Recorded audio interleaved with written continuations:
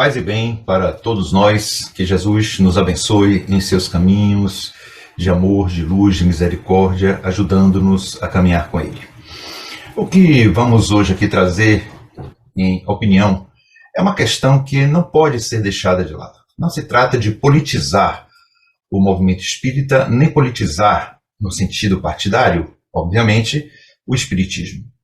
Mas o espiritismo codificado por Allan Kardec. Mas se trata, sobretudo, de uma questão de princípios, de uma questão ética. E nós chegamos a um ponto tal de comprometimento de certa parte que é hegemônica no nosso movimento com a extrema-direita, que até mesmo comentaristas da internet, como é o caso de Clayson, que tem um canal aí com bastante gente o acompanhando, e que é sim um militante progressista, mas que traz comentários muito agudos sobre o que dois dos que são considerados próceres, principalmente no campo da mediunidade, o Chico, e na mediunidade e na exposição, o Divaldo Franco, como pessoas que estiveram a braços com esses elementos da extrema-direita no país, o que naturalmente contesta muito e em muito a própria codificação ou a própria organização doutrinária da doutrina espírita, repito sempre, codificada por Allan Kardec, já que hoje estamos com outros espiritismos andando por aí. Mas, neste sentido, as observações do Clayson são observações que nos deixam bastante perplexos, porque ele vai mostrando ponto a ponto coisas que alguns de nós do movimento espírita já tínhamos notado e já tínhamos apontado. E ele, como uma pessoa externa a este movimento, como alguém que faz análise política dos diversos setores sociais do nosso país, nos traz expondo não só a doutrina espírita, não só o espiritismo como movimento e esses seus ditos próceres, que é um engano, é uma forma de mitificação de pessoas, o que não deve ocorrer entre nós, por mais que elas possam ser pessoas que ajudem, que tenham alavancado o espiritismo no Brasil.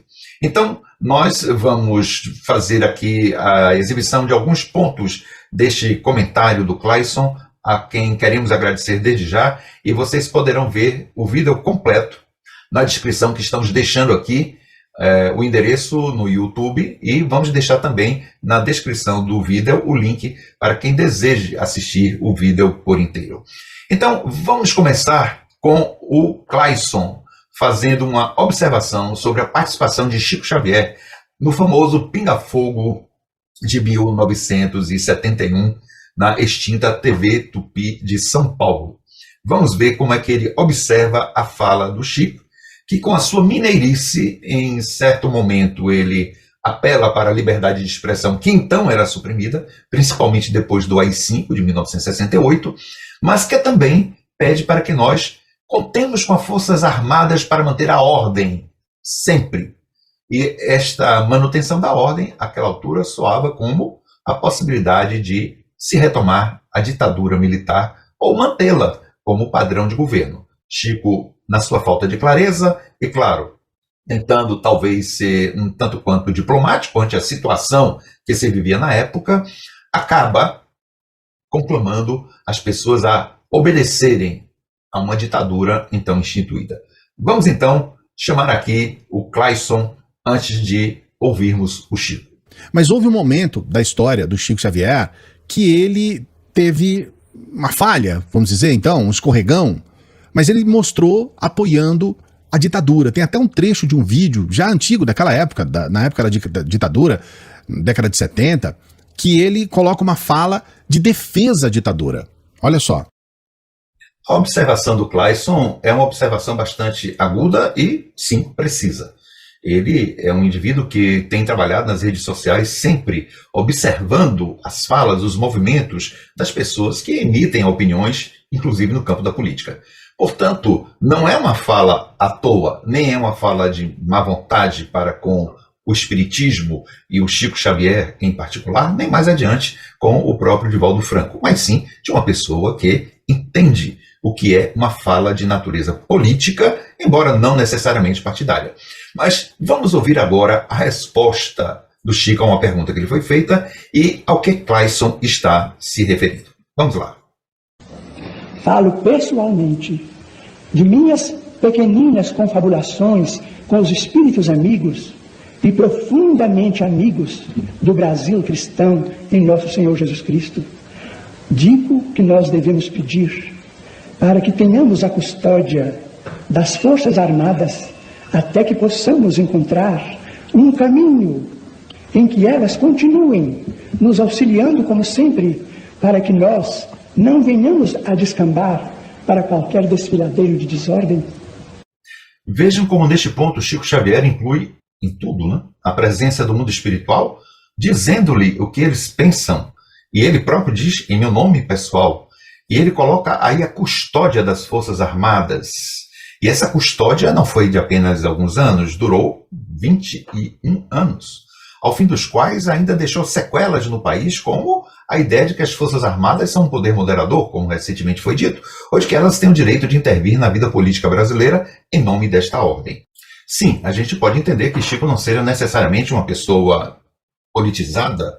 Naquele momento do Brasil, a politização estava muito complicada. E sabemos que Chico e seus amigos espirituais, muitos deles como Humberto de Campos, ao escreverem Brasil, Coração do Mundo e Pátria do Evangelho, já à época simpatizava com certas condições autoritaristas de conduzir um país. Embora ele aí defenda a livre expressão em um trecho anterior, aqui ele faz um arremate de cunho pessoal falando sobre a custódia do campo militar, o que naturalmente não é interessante de se defender. Vemos, portanto, que Chico Xavier emite uma opinião que está bem contemporânea, relacionada aos cuidados que se tinha usar as palavras em plena ditadura do então presidente Médici, um dos mais sanguinários ditadores que a dita Revolução, entre aspas, de 1964, na verdade, do golpe militar de 1964, ofereceu ao país com aquela sua famosa frase, Brasil, ame-o ou deixe-o, que encontrou bem correspondência hoje, nos tempos recentes, aí durante o governo passado, com uma outra forma bem nazi-fascista de se expressar. Mas o fato é que o Clayson continua a análise agora sobre falas do Divaldo Franco, que é considerado como um dos próceres do espiritismo no Brasil, e o próprio Clayson afirma isso, reconhecendo o Divaldo no lugar de um grande médium e todas essas coisas que fazem parte do discurso do movimento espírita hegemônico. Vamos ver que Clayson ele faz uma severa crítica a posições do Divaldo Franco, porque se tratam de posições referentes a fatos de agora, inclusive com uma distorção destes fatos que uma pessoa com a responsabilidade de alcance que tem, esta pessoa não pode cometer em nome da verdade. Então, vamos ver o que é que o Clayson diz, seguindo logo da fala do Divaldo Franco. Vamos ver. O que você vai ver agora na fala do Divaldo Franco é uma fala dos neopentecostais e da extrema-direita. Ele está sendo extremista. Ele chega a dizer que indígenas brasileiros, na verdade, não são brasileiros. É assustador. Olha só esse vídeo. Olhamos os nossos indígenas, os Yanomamis. Será que eles são brasileiros? Perguntou um repórter. Não seria melhor que os integrasse? Do que adianta eles terem terras do tamanho do estado de Pernambuco e morrerem de inanição pela fome? Os ambientalistas dizem que a floresta dá tudo, mas não é verdade. Alguma coisa falta. Então, os governos anteriores mandaram milhares de cestas de alimentos. Mas aí, recentemente, morreram 90 crianças à fome, como nos campos de concentração. Aí, na fala do senhor Divaldo Franco, há uma série de equívocos e de inverdades. Primeiro que os Yanomamis são brasileiros, sim, porque vivem em território brasileiro antes de mim, de você e deste senhor Divaldo Franco e de qualquer brasileiro. Eles estão nestas terras há muito tempo. E o fato de eles transitarem entre o que a gente chama de território brasileiro e território venezuelano é porque eles não reconhecem divisões territoriais e nacionalidades como nós, que somos os que somos os brasileiros não oriundes, ou seja, os brasileiros já geracionados por misturas. Eles não reconhecem porque no pensamento e na representação deles não existe a noção de nação brasileira, nação venezuelana, colombiana ou outra coisa que seja. Existe a nação Yanomami. Então eles transterritorializam em termos de fronteiras a sua nacionalidade, a sua identidade. É bom que o senhor Divaldo Franco possa se apossar dessa noção cultural mínima. E ele está falando naturalmente de repórteres que representam os interesses do agronegócio, dos repórteres que têm interesses de grilagem de terras, de apossamento de terras, e não de repórteres que se interessam efetivamente pela questão humanitária dos Yanomamis. Também, ele se equivoca ao dizer que os governos anteriores enviaram milhares de cestas de alimentos, como se ele estivesse tratando da sua instituição caritativa. Não, não é verdade. O que ocorreu é que quando o atual governo assumiu a governança do país, a gestão do país, foi verificar a condição de extrema miséria em que os Yanomamis nas fronteiras brasileiras foram deixados, também nas fronteiras venezuelanas. E aí o atual governo começou a fazer uma ação de assistência em saúde e de alimentação. E ele também usa uma inverdade. Dizem os ambientalistas que as florestas dão tudo, e isto não é verdade, porque estes Yanomamis estavam morrendo de fome. Talvez o senhor Divaldo Franco não esteja informado de uma questão. É que durante o governo do Temer e o governo do Bolsonaro, abriu-se caminho largo à garimpagem, a toda forma de exploração e de depredação da Amazônia, seja nas matas, seja nos rios, com uma garimpagem que poluiu grande parte dos rios da Amazônia. Sim, com a permissão do governo Bolsonaro, do qual o senhor Divaldo Franco parece bastante simpatizante. Sim, foi isso que aconteceu. E o atual governo está tentando resgatar a Amazônia. Acontece que índios, ribeirinhos, moradores das matas, viram-se escravizados por estes mesmos garimpeiros que foram abençoados, entre aspas, pelo governo da extrema-direita que governou o Brasil nestes últimos anos. E eles tiveram que passar fome e foram escravizados, foram explorados. As índias foram estupradas por estes garimpeiros, senhor Divaldo Franco. Talvez o senhor não tenha querido saber disso, ou que lhe ajuda a fazer suas exposições não lhe tenha esclarecido. Mas é bom que o senhor saiba o que aconteceu, para que não defenda a mentira, a inverdade. Então, o que aconteceu foi isso, e o Clayson coloca isto no seu comentário, mas fizemos questão de pessoalmente informar a quem nos assiste e que, por acaso, acredite que estas fontes de autoridade do espiritismo sempre dizem a verdade quando necessariamente não fazem. Então, foi necessário, sim, se dar uma ajuda humanitária de emergência aos Yanomamis, porque eles foram escravizados, foram expoliados, assim, não só os Yanomamis, como o povo ribeirinho, os moradores das matas da Amazônia no período do governo Bolsonaro, a começar pelo governo Temer. Então, todas as facilidades que foram oferecidas no governo anterior para que se fizesse a exploração predatória da Amazônia, o atual governo está tentando inibir e está tomando providências, inclusive com apreensão de balsas, prisão de grileiros, prisão de garimpeiros que depredam a Amazônia e promovem a miséria, a fome e a neo-escravização de índios de diversas tribos, incluídos aí os Yanomamis. Então, vamos ver o que é que o Clayson nos mostra, porque assim como nós aqui estamos colocando a nossa indignação ante este discurso de extrema-direita que vai alcançando pessoas do movimento espírita e simpatizantes desta ideia acabam fazendo crer a quem é espírita que todo mundo pensa assim. O Clayson vai mostrar aqui a nossa querida companheira Suzana Leão, que tem o canal Espíritas Progressistas, e ela coloca uma ideia que é a ideia e a crítica que podemos, todos nós, que temos uma consciência social mais consistente e mais conforme à lei de justiça, amor e caridade, podemos fazer. Isto quando somos espíritas kardecistas, e não espíritas que seguem pensamentos particulares de espíritos, que fascinam seus médiuns, que fazem as pessoas pensarem que esses espíritos estão acima de Kardec. Vamos ver o que a Suzana, convocada pelo Clayson, coloca para a gente. Estou plenamente de acordo com as palavras dela. Você que nos assiste, pense sobre isso. Olha, veja bem, eu quero deixar claro para você, existem movimentos dentro do espiritismo que são completamente contrários a isso. Existem muitos brasileiros e brasileiras que condenam essas falas e são espíritas. Eu vou colocar pelo menos uma dessas falas aqui. Preste atenção nessa senhora que ela vai deixar claro a total discordância dela em relação às falas do Divaldo Franco. É impossível continuar a assistir o senhor Divaldo Franco, um dos médiuns mais famosos do espiritismo, incensado pelo movimento de espíritas conservadores e pela FEB, que é a instituição que se arroga condutora do espiritismo no Brasil, que é a Federação Espírita Brasileira. É impossível continuar assistindo tanta barbaridade dita pelo Divaldo.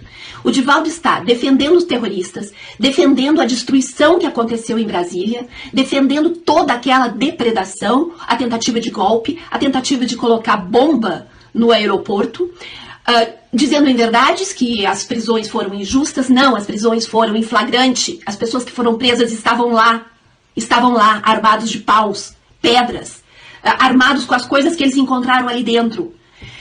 Olha, é muito difícil a gente perceber essa dissonância cognitiva das pessoas, de pessoas que estão falando para milhares de pessoas. Ele é um influenciador digital. O Divaldo tem canais com milhões de pessoas. E ele fala essas bobagens, ele mente. Agora ele está mentindo sobre os Yanomamis, dizendo que os Yanomamis não são brasileiros, que são venezuelanos. Não minta, senhor Divaldo, não minta. A idade não traz sabedoria para ninguém, isso a gente já sabe. A idade simplesmente, muitas vezes, ela reforça determinadas características das pessoas. É muito triste ver o que o senhor está fazendo. É triste, decepcionante e é asqueroso. Isso não pode continuar, senhor Divaldo. Não tem nenhum amigo ali que possa chegar e dizer, para com isso. O senhor tem que parar. O senhor está fazendo horrores. Isso é uma barbaridade, não minta desse jeito. 570 crianças Yanomamis morreram por causa do governo que o senhor apoia. E o senhor continua mentindo.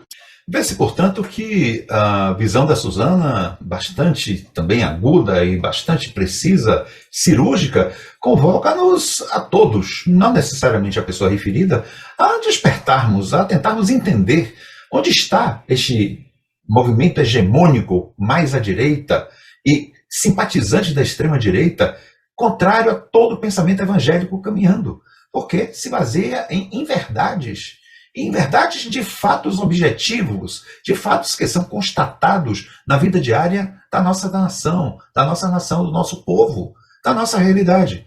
Imagine-se quanto a fatos espirituais.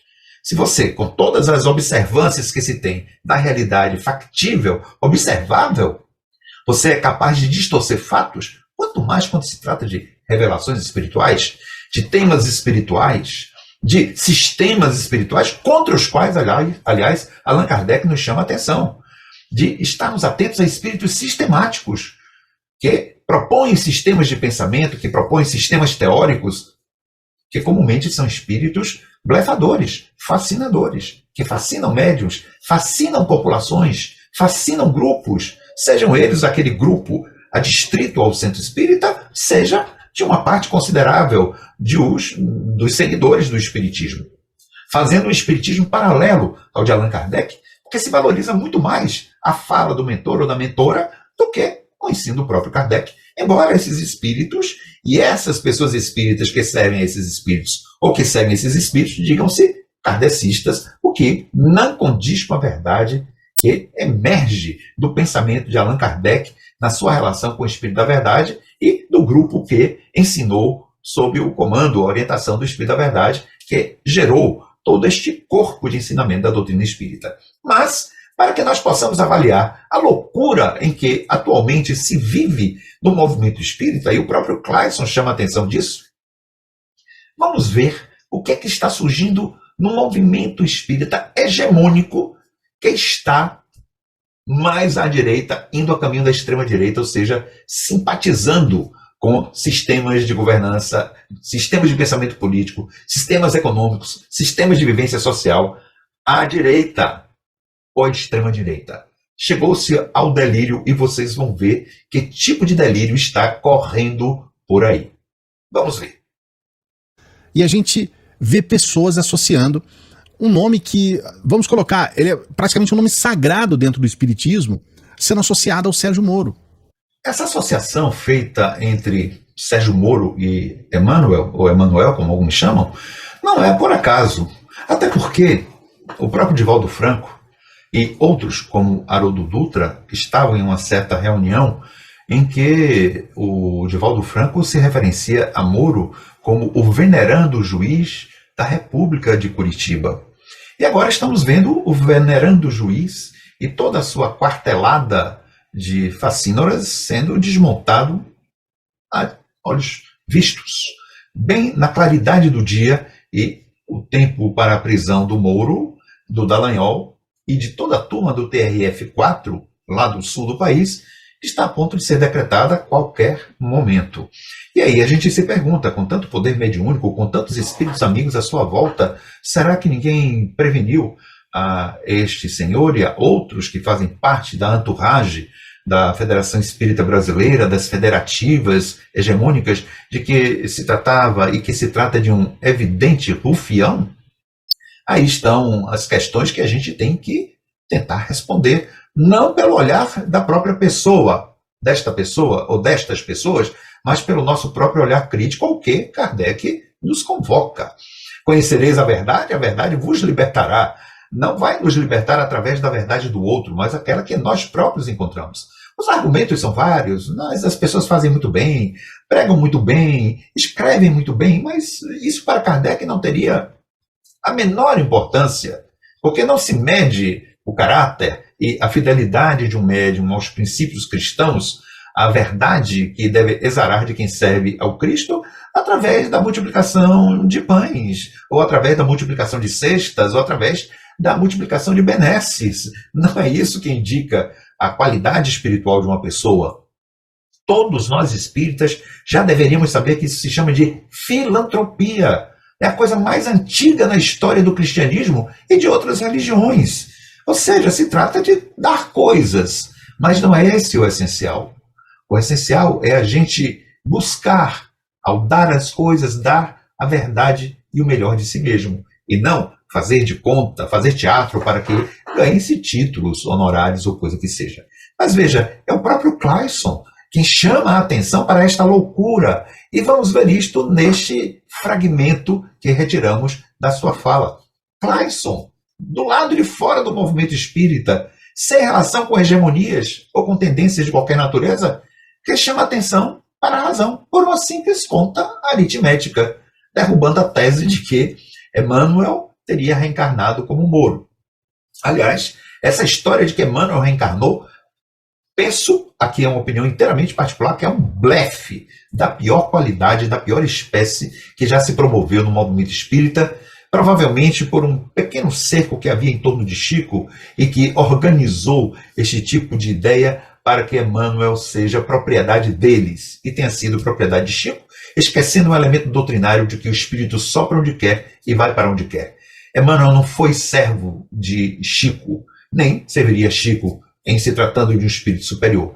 Veio trabalhar por Chico porque encontrou em Chico as maiores dívidas a serem pagas, não por missionarismo. Chico se tornou missionário pelo decorrer do tempo, mas tudo começou por dívidas espirituais que Chico teria a pagar perante os seus pares, perante as pessoas e a sociedade. Então, Emmanuel encontrou nele, efetivamente, um médium extremamente sensível, capaz de trazer para nós as mensagens de grande qualidade espiritual e algumas outras que têm os seus senões, quando observadas sob o crivo kardeciano. Então, vamos ver o que é que o próprio Clayson, fora do nosso movimento, observa sobre a razão, baseado em conta aritmética. Vamos ver. A verdade é que quando Chico Xavier ainda estava fazendo as psicografias de Emmanuel, o Moro era vivo. O Moro já tinha nascido. Então como que o Moro poderia ser um espírito e ao mesmo tempo tá vivo? Sabe? Então a gente está vendo situações aqui no Brasil que estão escalando para o delírio. É uma coisa assim absurda. A gente tem uma página aqui no Facebook, eu vou mostrar aqui para vocês, Espiritismo de Direita é Assédio. Essa página tem, pelo menos enquanto eu estou gravando o vídeo aqui, 67 mil seguidores. E ali mostra uma série de questões sobre essa sabe, essa insanidade que está tomando parte dos espíritas no Brasil. Ante então as colocações do Clayson no seu vídeo, publicado no seu canal do YouTube, ouvindo também as ponderações da nossa companheira Suzana Leão, do canal Espíritas Progressistas, temos que pensar exatamente em que ponto o movimento espírita e os seus próceres, os considerados indivíduos que mantêm a hegemonia do movimento com o seu conservadorismo, com esse conservadorismo que caminha basicamente para a anuência com pensamentos de pessoas da extrema-direita, pode realmente se manter como uma condição de coerência doutrinária. Lembrando que, em certo momento, repetimos, o Moro foi considerado como o venerando juiz da República de Curitiba, e já estamos vendo que este tipo de pensamento em torno do Moro está caindo.